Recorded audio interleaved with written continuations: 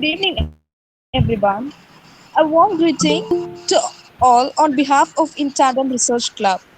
I welcome you all to the fortnight symposium of In Tandem Research Club of the Department of English, Queen Mary's College. I am Yashika Nandini of second year English Literature, your comparer for this mellow evening. Representing the convergence of different disciplines such as literature, history, science, society, and more. I'm glad to make known the theme for this academic year 2023 to 2024 titled Interdisciplinary Literary Studies with today's topic Literature and Anthropology. I extend my warm welcome of this delightful evening to the keynote speaker, paper presenter, faculty members, research scholars, and PG students who are present in this forum. With the culmination of research and analysis of our paper presenter and keynote speaker, I'm pleased to introduce them. Dr. S. Jayanthi, Assistant Professor of English, Meenakshi College for Women, Chennai. Dr. Jayanthi has more than 20 years of teaching experience and had published research papers in peer-reviewed journals and chapters in books.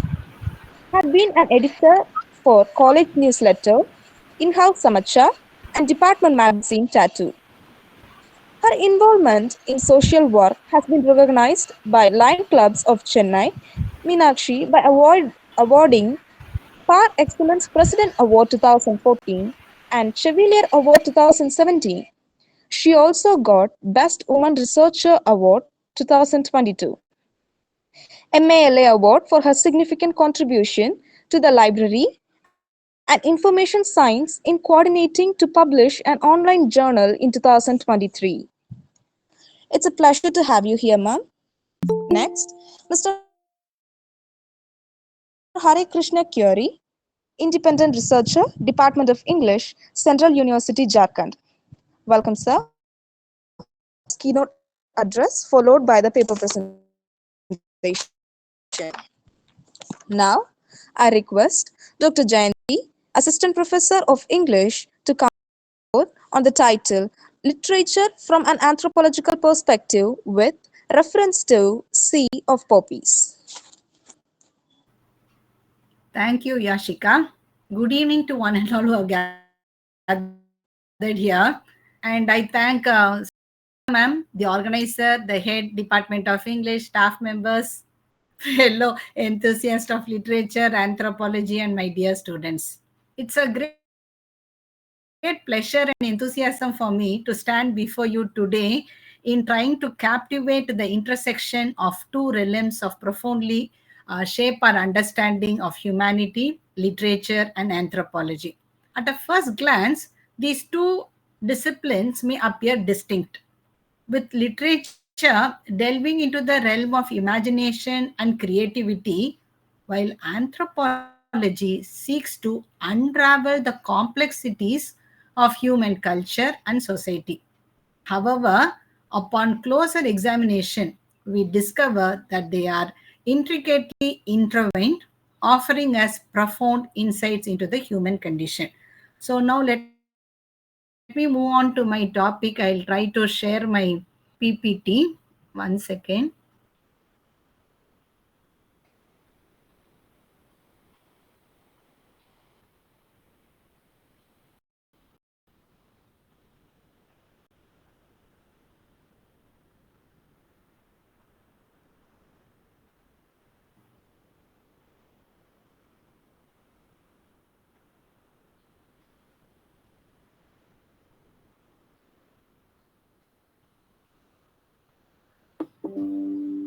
Sorry, I have moved to the last slide. One second. Are you able to see my slide? Yes, we can all see the slides. Okay, thank you.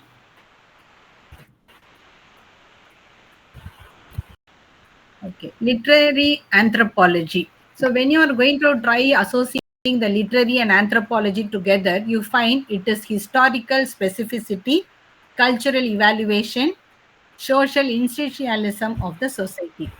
The oral telling of myths or the study of a specific approach in the academic field. Here we find the author's goal is to represent a culture directly rather than to create a fiction.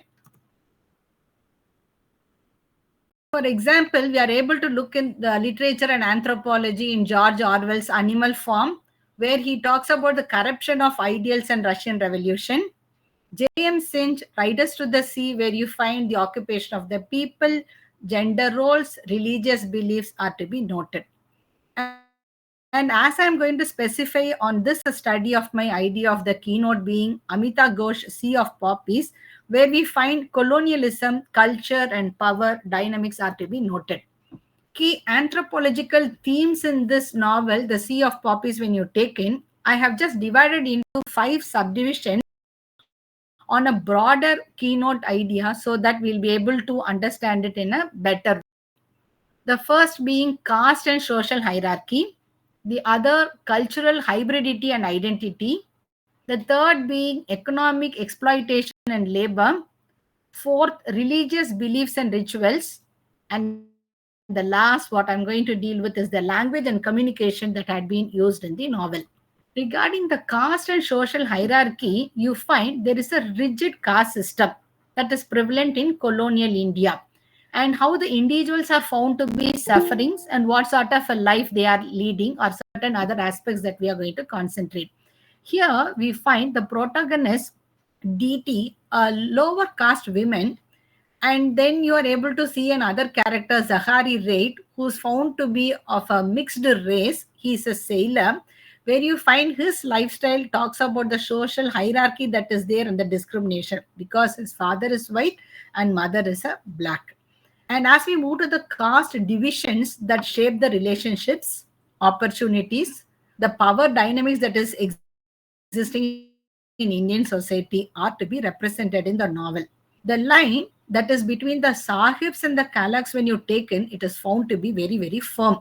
And in order to have a better understanding of it, I have just jotted down the lines in the Sea of Poppies in page number 287, where you find it is noted when people feel their corpses would be turned into skulls and skeletons. They feel that their corpses would be turned into skulls and skeletons. Then, as we move on to the cultural hybridity and identity, various background people interact and exchange cultural practices, their languages, beliefs, and you find they are all into the Ibis ship. And the fluidity of identity and the ways in which individuals negotiate their cultural affiliations are found to reflect the colonial context. And there are ways in which the music, the dance, the dress, the food, everything reflect the culture of the Indian aspect that is there. And here again, to have a better understanding, in page number 276 of Sea of Poppies, I would like to quote, already many days had passed since he had eaten anything but the cheapest dal and coarsest rice, small in grain. So here we find how people are struggling for their food, and the way in which no longer the cultivation of grains that exists there, but they are only growing poppies. DT, a character who finds herself navigating multiple cultural influences and identities, are to be noted. Then, when we move to the economic exploitation of the laborers that is there, you find they all concentrate onto the opium trade and the harsh working conditions that is to be carried by the coolies, the British colonial rulers, the laboring class, the differentiation that exists between the British colonial and the laboring class in respect of the economic disparity could be noted. And then you find the way in which the capitalism and then the imperial expansion of their ideas of the British towards the Indian thought could be noted. And they had all, when you are able to understand, all these slaves, the coolies, have signed an agreement. They do not even know that the weightage of the paper that exists there. When it comes to paper, they do not evaluate it as much important. But you find after having initialed or in the idea of the thumb impression that is there, and when they are found to be slaves existing, you find that there is a comment that could be noted where they had all into no more than weights dragging you down into the grave. So it makes us to understand that their signing of bonded laborers could be understood where they are not able to repay or in otherwise have a better understanding of life. And here again in page number 434, where I would like to quote from Sea of Poppies, it may look to you that this piece of paper has turned me inside out, but in truth, it's changed nothing. I was born with my freedom, and I aren't looking to give any of it away. So, one of the characters where you find it is to be mentioned that they are telling they are born with freedom and they'll continue to do it, where the aspect of the novelist could be noted, where he's telling that economic exploitation and labor will definitely have a change in life. And moving on to the religious belief and rituals, that is to be noted, where you can find it is a diverse religious tradition could be noted, like Hinduism, Islam, syncretic folk beliefs are all to be noted.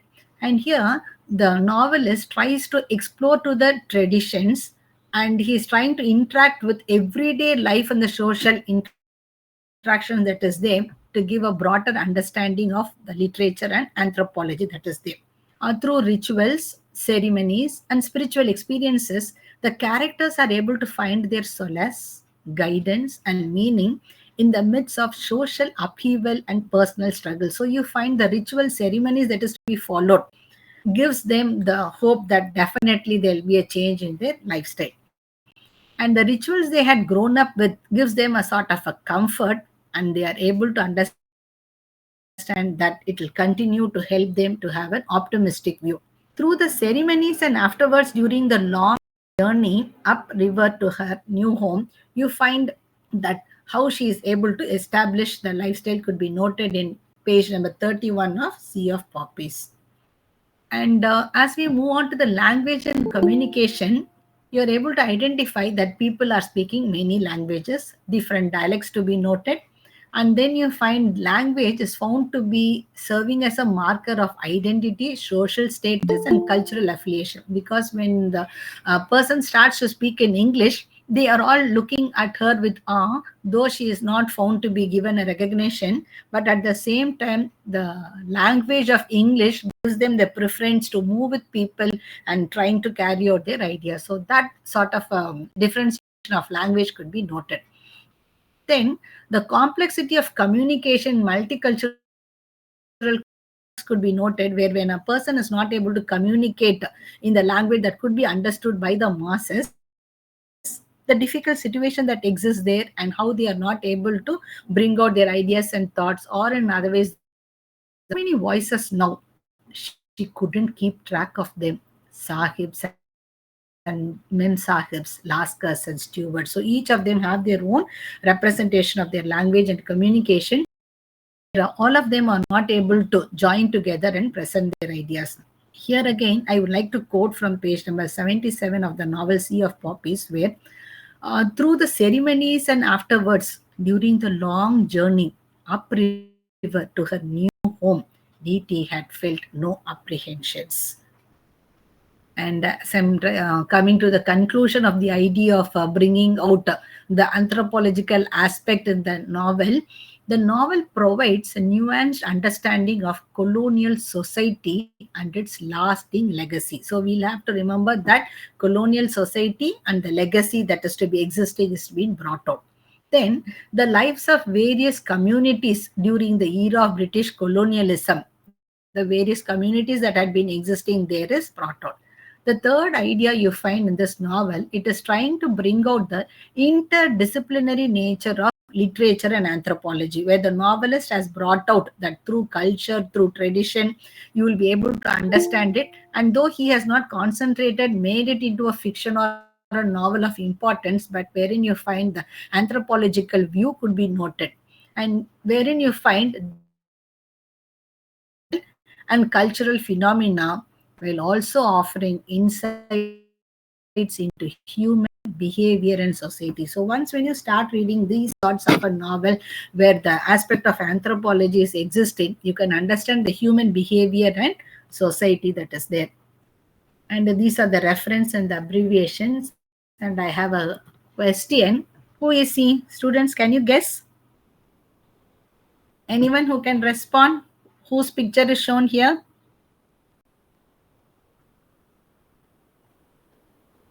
Yes, Amitabh Ghosh. Okay, can anyone mention any of the other works of him?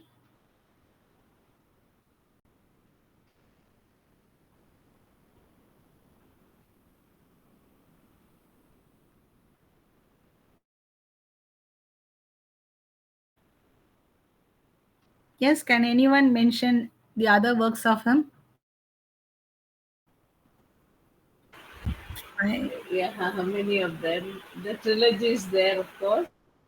In an okay. antique land, palace of glass, I would say it's there.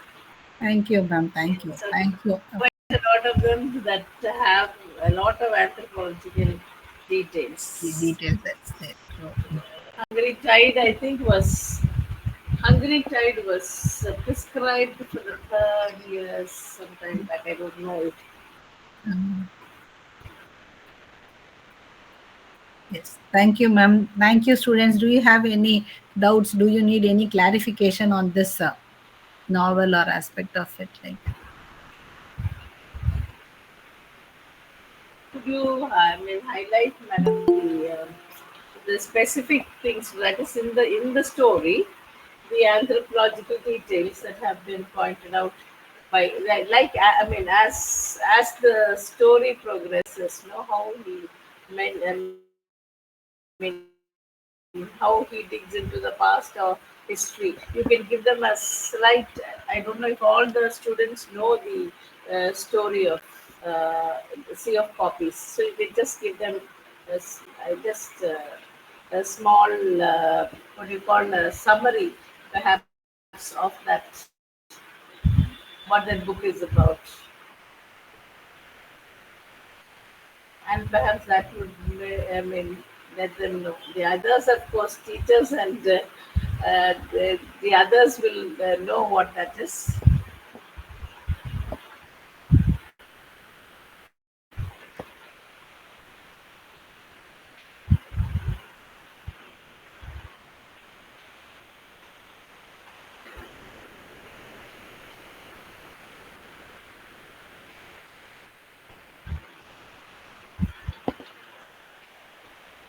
Your mic is off, madam. So I think your Fine, mic huh? is. Super. Okay, I think.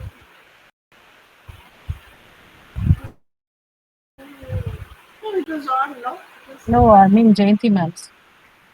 yes.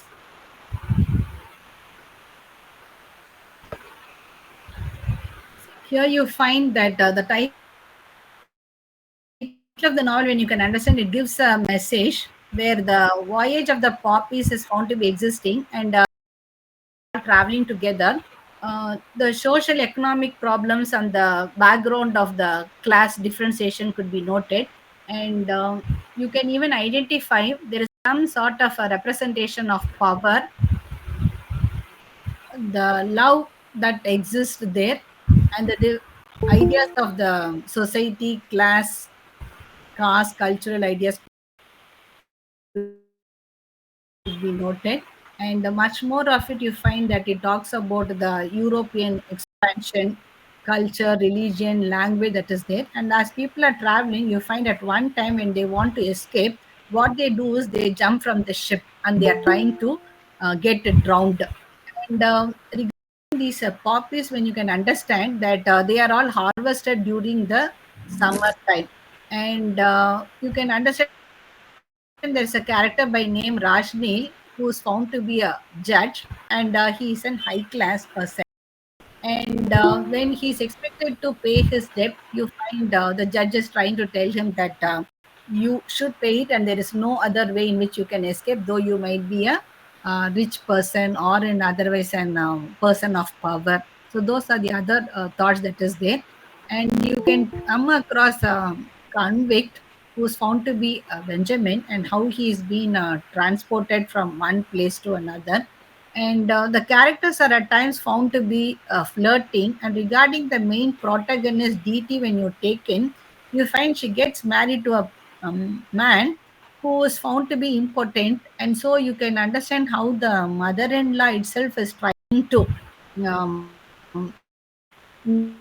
make Diti have the relationship with her brother-in-law, and thereby she gives birth to a daughter. And when she realizes that such a thing has happened, she really feels very sad and unhappy. And then the time when her husband has faced death, she feels that she will commit a ritual suicide that is existing there as such. And regarding the character like Zikri, when you're taken, you find he becomes addicted to this poppies while he was there in a hospital. Though in initial stages it was given as a medicine, you find finally he tries to become addicted to it as such. And here, this story, when you're taken, it is found to reflect the 19th century idea of India that is there. And the thought that makes us to understand how people, instead of cultivating or growing grains, the Britishers have forced them to cultivate only poppies as such, because of which starvation exists there and people are not able to lead a better life that is there. And in respect of this colonial setting, the rule of the Britishers over the Indians, you are able to find out that the idea of assimilation that is there and the ritual practice that people are expected to follow.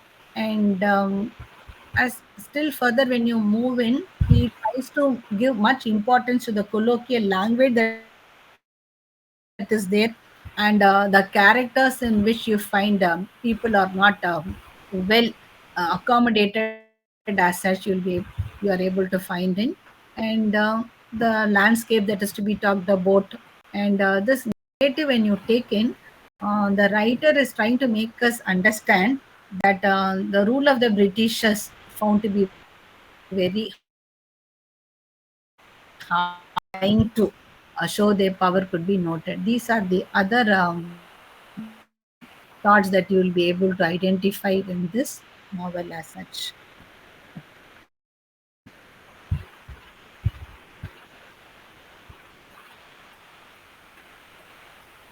Shall, uh, are there any more questions? If so, I think we can move on to the. I think there's a question coming in from, I don't know his name. I can see his video on. Sir, do you have a question? I don't.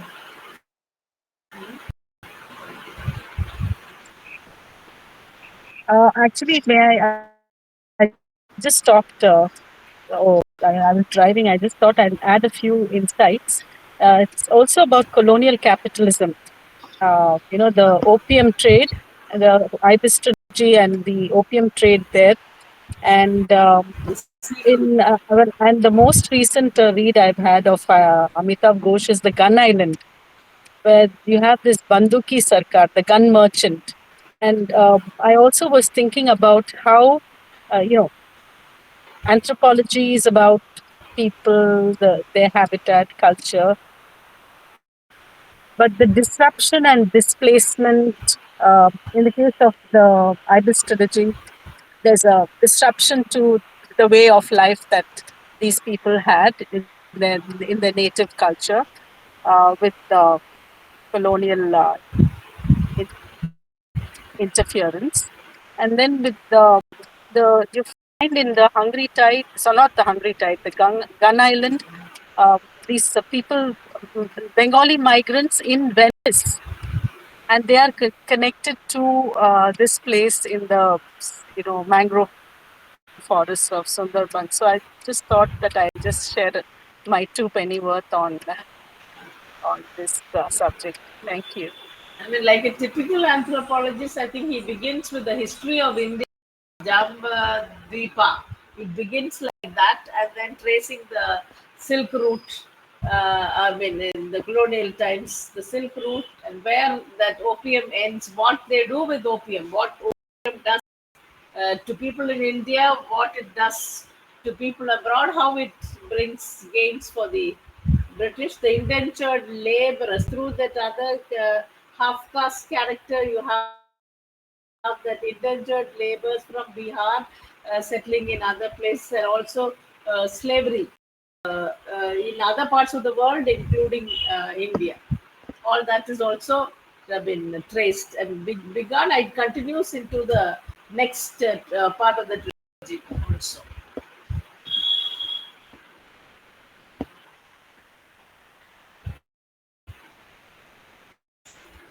Any more observations, or shall I we think we go? can have Hare Krishna's paper and then maybe Yeah, together we okay, we can can. Yeah. discuss and we can take observations on board. Yes, shall we have Hare Krishna? How do you pronounce your Thank you, name, ma'am. sir? How do you pronounce your surname?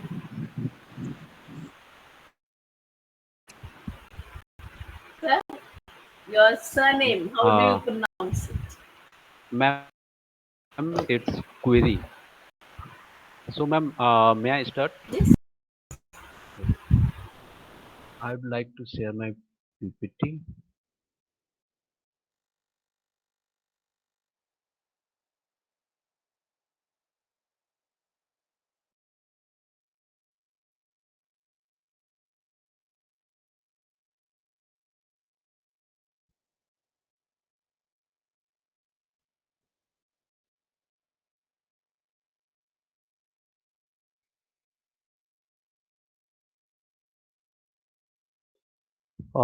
Hope it is visible.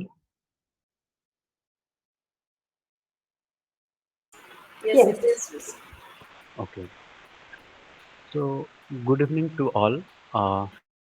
Johar. The title of my presentation is Murma Jatra, celebrating the tribal legacy of Jharkhand. Let's start with very basic introductions of about Jharkhand and the tribal communities of Jharkhand. Jharkhand word comprised with two words, Jhar and Khans. Jhar means bush or tree, and Khan means land. So Jharkhand is land of trees or bushes or land of forest. It carved out from Bihar 15 November 2000, and it is recognized as separate state Jharkhand. All we know that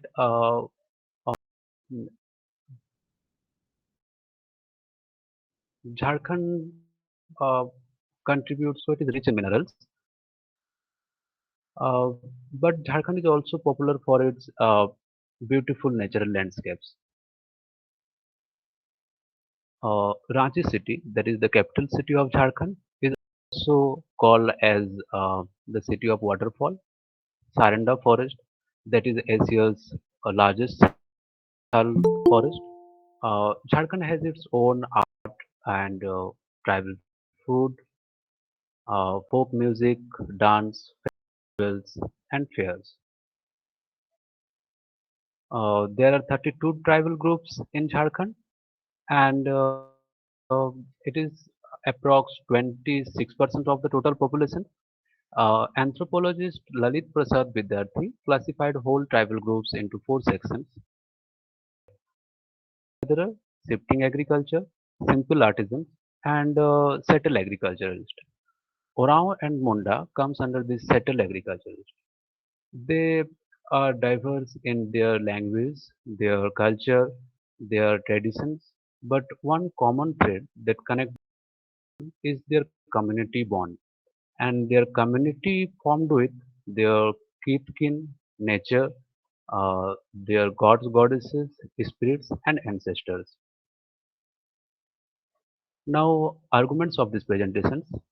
I will try to foreground how Murma Jatra creates a space wherein gods, goddesses, spirits, ancestors, the tribal communities, as also the non-tribal communities, come together to celebrate the tribal legacy of Jharkhand. Murma Jatra. So the Jatra was, or here Jatra different from Jatra or Yatra. It is a congregation with definite religious and recreational elements and inter-Padha dancing festival or meeting. It is popular in Oraon tribe, gather for religious and socio-economic purposes. Um, According to Dharamguru Bandhantiga, the word Jatra comprised with Jia and Taran. Jia means soul and Taran that means purify. So Jatra denotes a journey or a congregation that purifies soul. Now Murma Jatra. It is a historic two-day Jatra and it is declared as a state fair of Jharkhand in 2019. It is held at Murma village, 28 kilometers from Ranchi district. Here I tried to locate this Murma area on the map of Jharkhand. It begins on Kartik Pratipada and ends on Ditya. Kartik month, the 8th month of Hindu lunar calendar, uh, and it falls around October, November in Gregorian calendar. And all we know, Kartik Pratipada and Ditya Kartik Pratipada is the first day, and Ditya is the second day of the Hindu lunar month. It is celebrating tribal unity, cultural belief, and the essence of Adivasi root for the last 400 years or more. Around from three padhas, 40 villages take part on this Jatra, and it reflects the cultural ethos and religious beliefs of the people of Jharkhand. Jatra Khuta, that is the focal or the center uh, of this celebration, Murma Jatra. Jatra Khuta is a giant sal stem located at the center of the Murma Jatra sthal. Sal tree, the scientific name of this tree is Sorai robusta, and um, locally it is called Sakwa tree. It is uh, uh, it is believed to be the sacred place where the supreme deity resides. You can see in this picture that is the Jatra Sthal, and under this three-tier structure, the Jatra Khuta is located.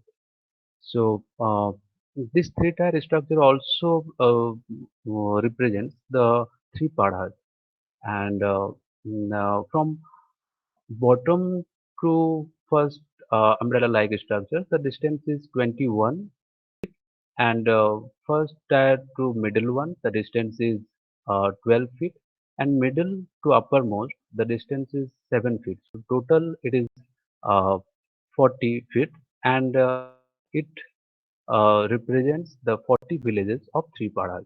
So it also refers the unity and their brotherhood.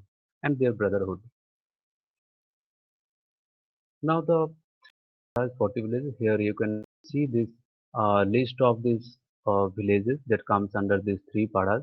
So pada is a distinct socio-administrative system of Oraon tribe. Through that their they resolve their problems, social problems, and they take important decisions at the ground level. Now travel legacy through ethereal rituals. First day of Murma Jatra is all about invocations and worship of this Jatra Kuta. So before the Jatra starts, the Jatra Kuta, Dharam Kuta rituals begin in late afternoon. Villagers and Pahan from three padas gather at Jong Erpa in Murma village. Oraon or Munda tribe. It is also called in other words that is the uh, center for their cultural education. The procession starts 40 karsas carried by 40 women and Padha flags to reach Jatra Khuta in afternoon. Karsa is an earthen pot that is decorated with flowers, and Pahan worships Shakti Khuta with Sarguja flowers, bangles, vermilion, potni mitti, and so on. So Pahan, the priest of the Rao tribe, uh, they take blessings. They worship the Jatra Khuta and take blessings to protect from evil. And after their worship, the Jatra officially starts. Now the second is all about Padha procession. Orao and Munda people people uh, come at the Jatra itself. They sing, they dance, and it creates a magical effect. 40 villages of three paras, they uh, gather at the Jatra itself, and they come along with their totem that represents their goddesses, spirits, and ancestors. They circumambulate this Jatra Kuta thrice, and they return their respective villages. So it is believed that their totem get energized from the Jatra Kuta, and throughout the year they protect the village and the villagers from evil things and the natural calamities. So at Jatra itself, elders of Paras sit together to resolve issues. Around men and women find their life partners also. And of course, this big Jatra has an economic significance. So the agricultural implements and other products or daily household products are sold and bought. Here you can see this some list of these villages and their totems.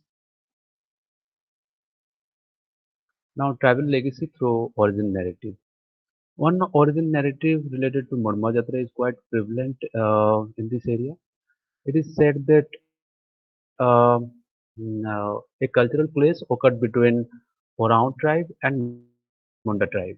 So Oraon tribe migrated from Rohtas Garh to Chotnagpur Plateau, and around 1530s to 1540s, crossing the Palamo area, and they entered the Murma Mandar area. Uh, was inhab- uh, that was inhabited by the mm, Munda people. So Munda people resolved this issue through a cultural competition, and this cultural competition, in this cultural competition, Oraons dance for 7 days and 7 nights on the rhythm of Manda, and they own this competition. So they settle in this area, and Munda's people resettled in Kuti areas, and this to be named after musical instrument. And here you can see in this picture that is the Mandar. So though that is the cultural clash, but they parted on good terms and erected Shakti Kota, unity and brotherhood. Now the travel legacy through Jatra Kuta. There are many names of this Jatra Kuta like Sakti Kuta, Dharam Kuta, Jatra Kuta, Bhut Kuta. So non-tribal people or the Sadhan people believe that the Sakti or in the form of Durga resides in the Sakti Kuta. So they call it Sakti Kuta. Um, Worship of Chandi Durga Sakti on the Mahanami Puja is linked to Murma Jatra. The worship of Jatra Kuta is Sakti Kuta. Bandhantika, Dharmguru Bandhantika denied this concept and he commented that Jatra Kuta is believed to be the source of potency and power, so it is called Sakti Kuta. Oraon's people believe their supreme deity Lord Dharmes reside in this Jatra Kuta, so they call it Dharam Kuta. This sacred Kuta is center of this Murma Jatra, so it is called Jatra Kuta. And the Bhut Kuta, that is mm, it is, they believe that their spirits reside in this kuta, so it is called Bhut Kuta. Now, the concept of Bhut is totally different from uh, our concept of Bhut.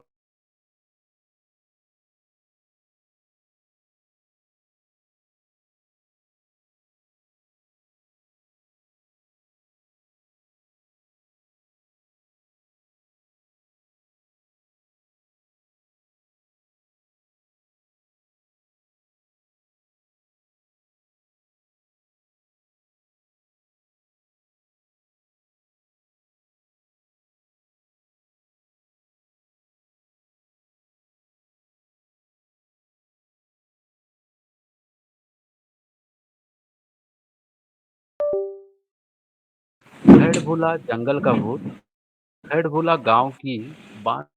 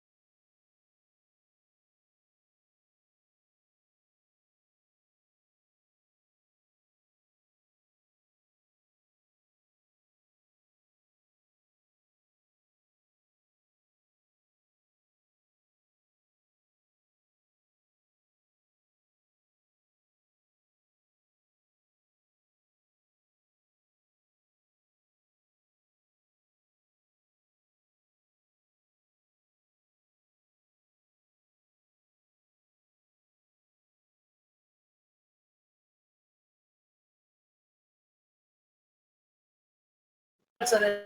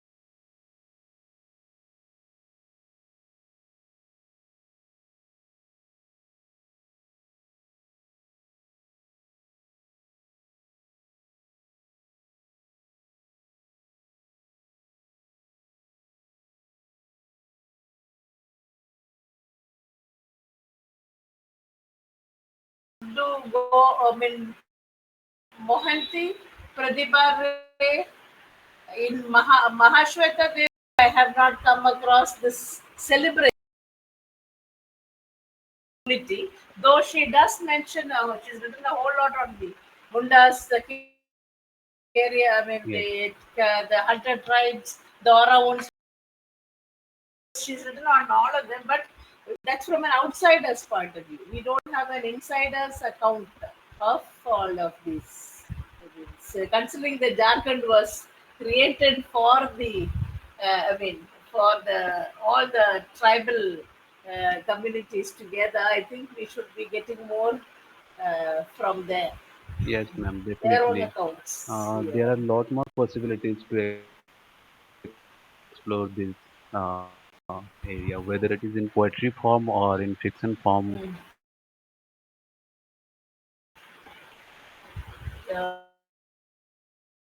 Pratibha Ray or Mohanty write about, they are others who have from that area written. They've written on many of these tribes, but they are outsiders. They are from the mainstream community, not from the tribal communities. Mm.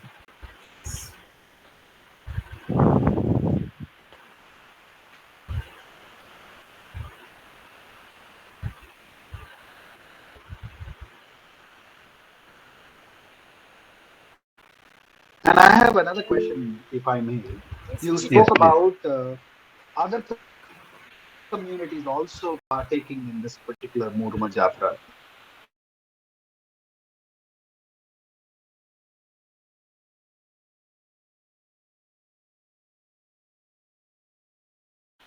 Other communities as well. You spoke about the tribes who are instrumental in that,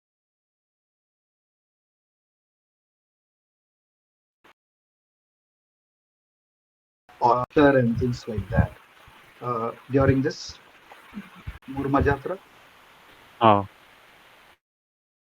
uh, Here the atmosphere is quite calm and about everyone's festival. So there is so it is an kind of inclusive space for at that time at every festivals, not only at Murma Jatra, but there are many festivals at Jharkhand like Sarul festivals, Karam festivals, and if you see there are, I mean, as it is mainly celebrated by the tribal people, but in every festivals, non-tribal or other communities, I mean, regardless caste, creed, they also take part in this. No, no, yes, I understand that they partake in it, but are there instances of interdining? Because there's a very stringent caste dynamics that prevail.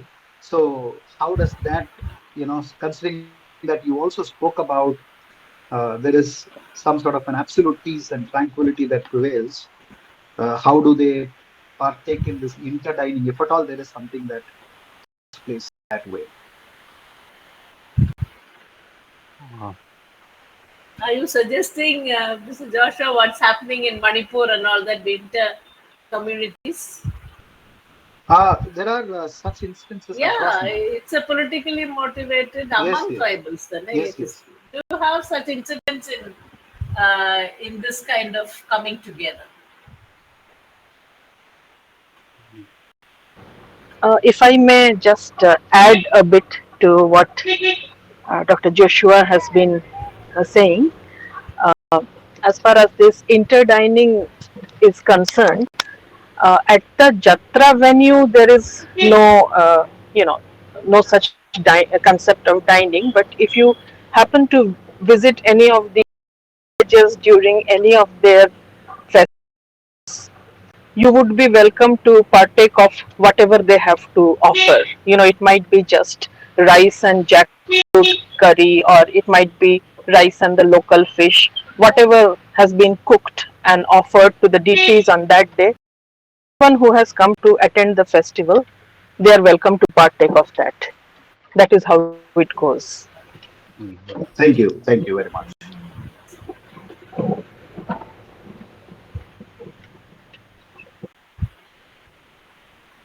Yes, I think Amitabh sir raised his hand.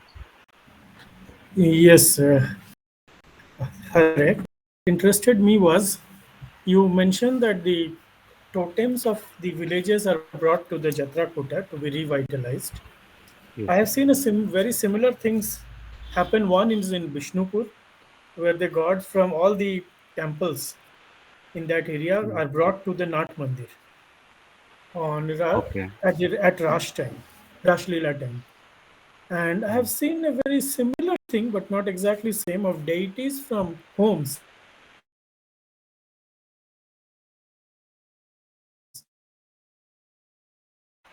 being brought. This is also a concept. Similar kinds A of. similar custom exists in very diverse places. Mm. So you're mentioning the mainstream community. Yes. Yeah, Now, that we have in Tamil Nadu also. We have a lot of such gatherings where gods from all over are brought to Kadal, or what is that? The Kadal Tiruvizha we have, or where the sea, right? When we which of the auspicious days they have all these things in Kadalur. I used to notice that. On so one day it was Kadal Tiruvizha, another time it was a river.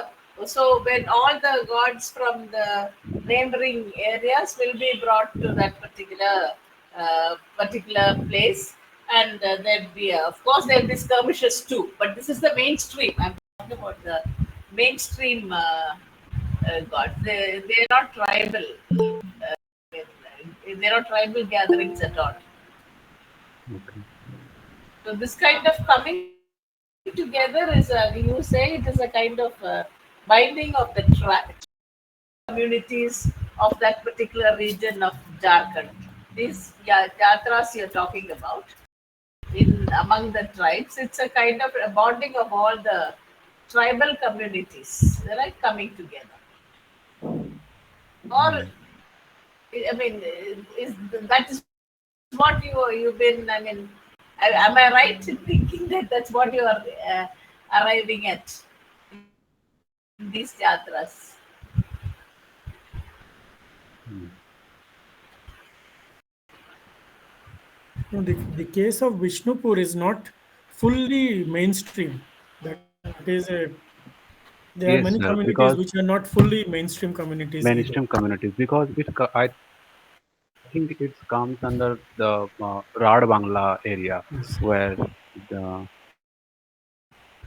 I mean many tribal people also reside at that place, especially the Santal people.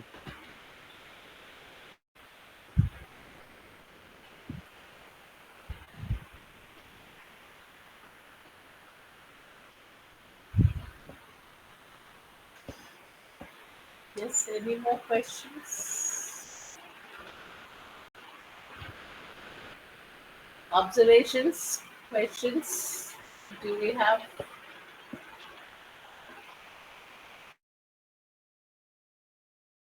And the keynote speaker can, Yes. Madam. Hello, everyone, and thank you so much, Harry, for the presentation. Thank you, Thank you. That was Meenakshi. wonderful. And of course, here that I was very lucky to be able to participate in one of these festivals, which was Sarul, and organized by Dr. Bhattacharjee Shriya and Hare Krishna Kuiry and other people from Ranchi and Calcutta. And yes, as a non-tribal, I was welcomed there like a tribal. And that was a wonderful experience. And I could participate in, of course, the rituals and the dancing and the festivities. And that was just wonderful. So, yes, the people are very welcoming. They respect you. And I really respect them as well. That was a wonderful experience. So I just wanted to testify for that and how thankful and grateful I am for this experience. Thank you. Thank you so much. And the presentation was just making me feel like going back again. Thank you. Thank you so much, Thank ma'am, you. for Thank you you. know,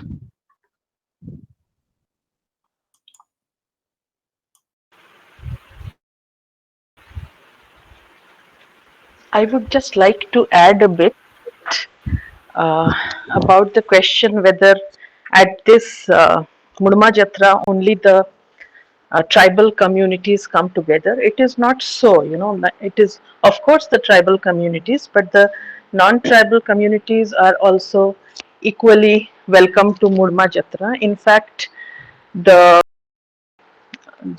king of that area of the Ratu fort, there is a tradition where someone from his dynasty also comes to offer prayers at the Murma Jatra at that point of time. So it is a uh, it is a fair that celebrates inclusion and coherence, not just among the tribes of Jharkhand, but also among all communities of Jharkhand, and thereby makes Jharkhand the kind of what should I say, inclusive, accommodative space that it is. Even in Orissa, they say at the what's that, Ratha Yatra, it is a tribal who is given a first or a place of importance as a priest or so. According to Mahashweta Devi, I've only read her works. According to that one book by Mahashweta Devi, she says that it is the tribal person who officiates on that day. The Brahmin it takes a lower rank on that because the deities in Jagannath temple are also like I mean I was really fascinated by the deities there. They're not like the South Indian well formed deities that you have. They're the tribal icons that you have there. So that I was very interested. Is it so you are from Orissa, ma'am? Shreya, ma'am, are you from Orissa? No, I'm from Bengal, but I have been teaching in Jharkhand for quite a while now, Ah, and my current area of interest is the tribal festivals and fairs, and we are working on Murma Jatra. Myself, Hare, and Gunjan, three of us. yes. And what you said about this Jagannath Rath Yatra, another thing that has always fascinated me about Puri and Jagannath Dham is if you look at the two gods and the goddess, you find them to be of different colors. Not only are they differently than the mainstream deities, but each represents a color. So I think that is one of the most beautiful examples of cohesion among different communities. So that is something which has always been in my mind. Mahashweta Devi's book mentions that. That's why I was really impressed. Next time I go to Puri, maybe I want to see that really well. That's what I Uh, was thinking. And next time when you come to Puri, you must also come to Jharkhand and visit Jharkhand. us as Okay. well. Yeah. I don't know if I missed. I might have missed a few points because I was listening while driving. Um, it's a performative aspect is there. Are there performances in this The Jatra narrative storytelling? dance and the singing. Uh, Uh, The question is for Hare Krishna yes, and yes, ma'am. those who are conversant with this area of specialization. Is there are there performances, storytelling? No, no. Uh, At the first day after the first day rituals at night, they perform Jatra at another point of Jatra itself. But that is not related at the processions.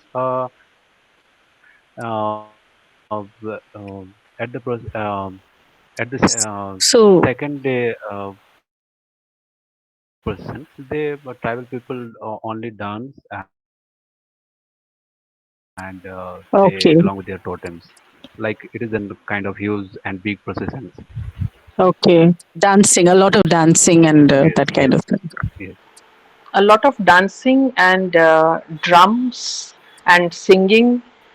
In fact, it kind of resembles a carnival, Hmm. Yeah. Mm, Many people. So Jatra is yatra. Yeah, is it yatra? Is it another form of another way of saying journey? Yatra. Yeah, it is. Not really. This is Jatra, and in a way, it is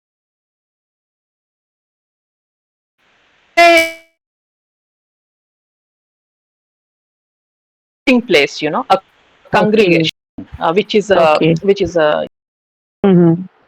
a journey or a pilgrimage. But yes, if you say that in this journey, all the goddesses and the totems they come to the Jatra. So in that way, it is a kind of a procession The also. procession. But basically, this is Jatra, and it is more of a a meeting place for festivities and resolution of conflicts, that kind of a place. So this is different from the Jatra that Bengal has. Yes, yes, yes. that is more of a theatrical Yes, performance. that's what. Yes, As I came across this word only in connection with Tagore's autobiography. So I was just yes, so that's totally different. that is Yes, totally different. That is Jatra, which is a Okay, theatrical performance. This is okay, Jatra, and that is Yatra. okay, okay. Yeah. and what I shared in this video, that is the huge processions. So that I mean, I shared this video.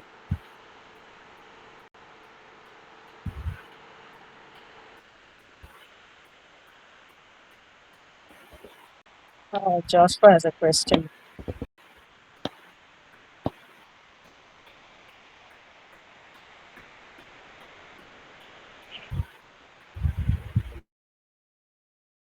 I Some, think you can articulate your question. I think Hare Krishna, there's a question yes, for you yes, in the. yes, ma'am.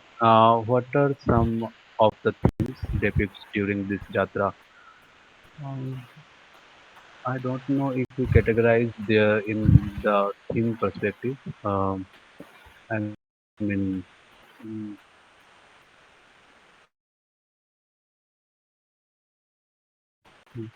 I mean, for own totems and uh,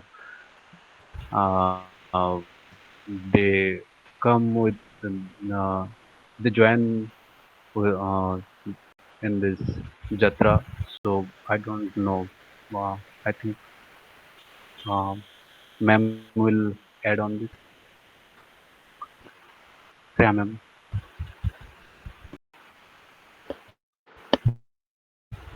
Sorry, what was the Ma'am, question, Hare? I am also traveling. what are some of the themes depicted during this Jatra? The themes. Themes, depicted during this Jatra? Uh, Themes. Basically, as I told you, this is a Jatra, which is a meeting place for for the community to come together and resolve disputes. And this is also a socio-cultural place, a religious space, and an economic. So all these are aspects of the Jatra. But if you are talking about by themes, you mean the stories or the narratives associated with the Jatra. We did unearth some of them, and I was so happy when some of you suggested about fictional or non-fictional work on Murma Jatra, because we are thinking along those lines. Maybe it will take some time, but then there are so many aspects of the Jatra, and each has to be looked at closely, and empirical research needs to be done at the ground level. But on the plus side, the community and the Dharam Guru, they have been, very receptive and very welcoming, and they want it to be done. So we are working on it. It is still very much a work in progress. And that's why I thought that we will float it in this forum, and I am so grateful for all the suggestions and comments that have come.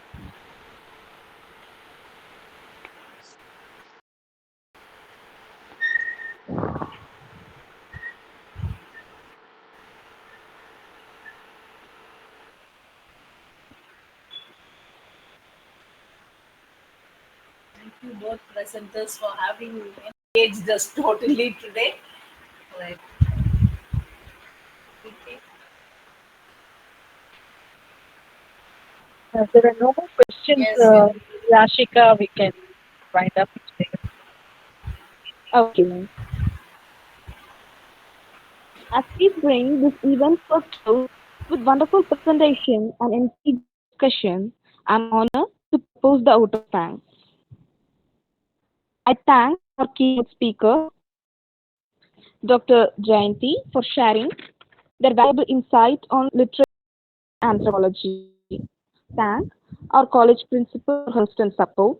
Our heartfelt thanks to Dr. Maria Preeti Srinivasan, Associate Professor and Head Department of English, for providing this research forum for the scholars. I would like to thank our paper presenter, Mr. Hare Krishna Kuiry, Independent Researcher, Department of English, for sharing his ideas on literature and anthropology.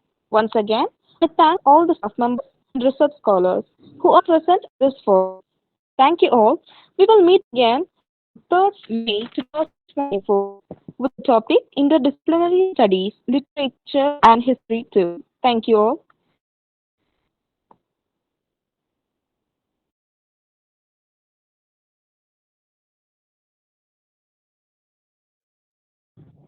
Thank Thank you you. so much, Thank ma'am. you, Okay. Thank you everyone. so much.